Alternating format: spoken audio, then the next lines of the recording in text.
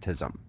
We've still got every corner of weather extremes around the world, from record heat in winter to new snow records at the same latitude but on the other side of the world. So, let's jump right into commentary on climate battles from the top science publication on Earth, but on the wins and losses they've had in climate courtrooms, and making sure to discuss nothing of scientific value whatsoever. Certainly not any of the upcoming changes to climate models or the revolution in our understanding of the sun. More on that coming at the end of the show, but they do, however, include the step-by-step how-to guide to bring climate lawsuits. Any bored lawyers out there, if there is such a thing, maybe there should be the other side version of this, or at least some bullet points of where to begin. Up next, I can clearly remember the pushback on the preventative measures taken before the Carlton Complex fires. I remember the protests and screams as they lit the prescribed burns. Turns out they helped, in a big way.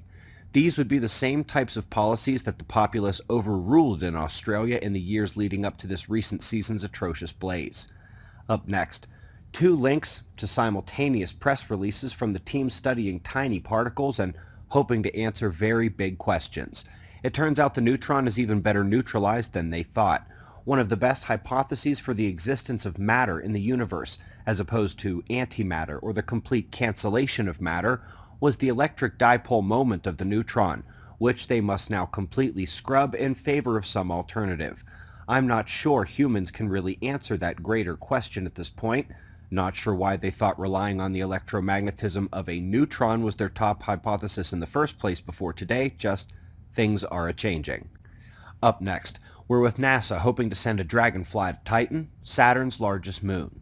Their lander would have the ability to spectrally image the ground on which it lands and then also drill into the subsurface water ice and characterize the chemical composition at various layers along the way.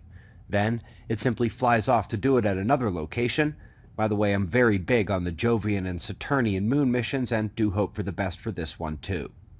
Last but not least, although the publication date reads December 2019, me and just about everyone else had to wait until now to get the hard copies in our hands.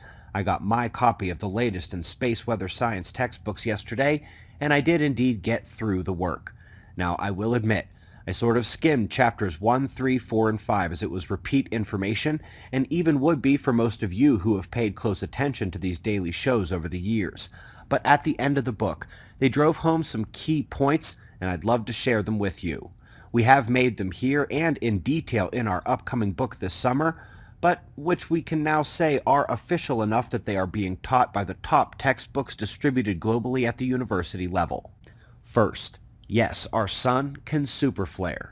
While the greatest we really know of was in 1859, and would throw modern global power grids into disarray if it happened again today, and which is likely to occur about every 200 years, the sun can go bigger.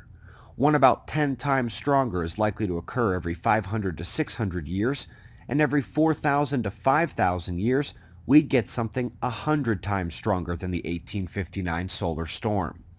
Either of those options sends us back to medieval times overnight, and right as I was just about salivating over what appeared to be their missing body of work on even stronger solar events, their last line in Chapter 7 discusses how their estimates are lower than what is calculated based on a significant paper from 2012.